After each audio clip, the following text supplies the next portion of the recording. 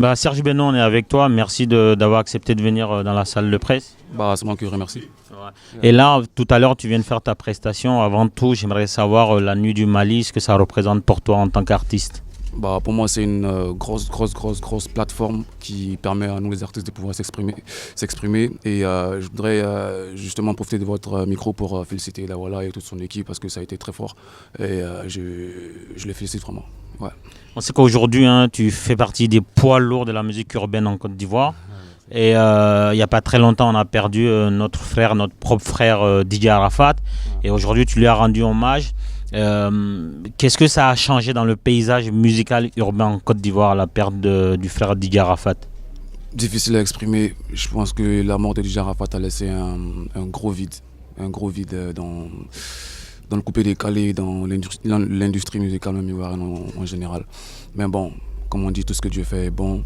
J'espère qu'on aura assez de courage pour pouvoir surmonter cela et aller de l'avant.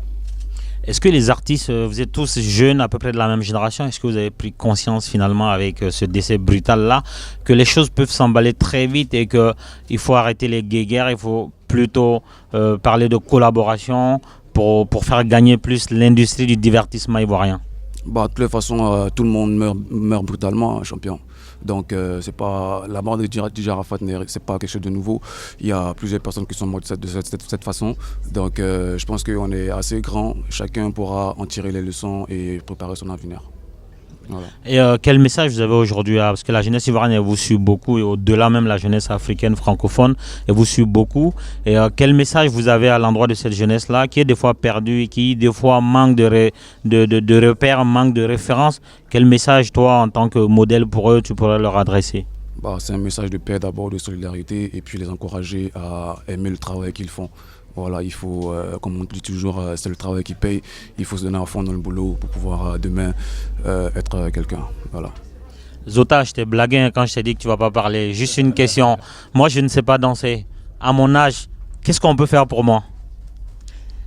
Franchement, il faut beaucoup t'entraîner, monsieur. Entraînez-vous beaucoup. Beaucoup de coups de danse, la détermination aussi. Les coups de rein, là, c'est comment? On est avec ou on peut apprendre? On peut apprendre. Donc je vous invite comme ça le 29 à mon stage de danse ici à Paris. Et voilà, venez apprendre. D'accord. Moussa, tu viens avec moi. Baba, tu viens avec moi. En tout cas, je te remercie. 20 €. Le tarif à 20 €. Et pour moi, il n'y a pas de demi-tarif. C'est à 50 € même pour toi. Même baoulé d'origine malienne, il n'y a pas de demi-tarif. C'est ça, mec, qui devait 100 €. Oh là là. En tout cas, on est fiers de vous et continuez le beau travail que vous faites, véhiculer de beaux messages. C'est bien pour notre Côte d'Ivoire parce que la Côte d'Ivoire, c'est ma patrie aussi. Merci Serge. On est ensemble. Allez.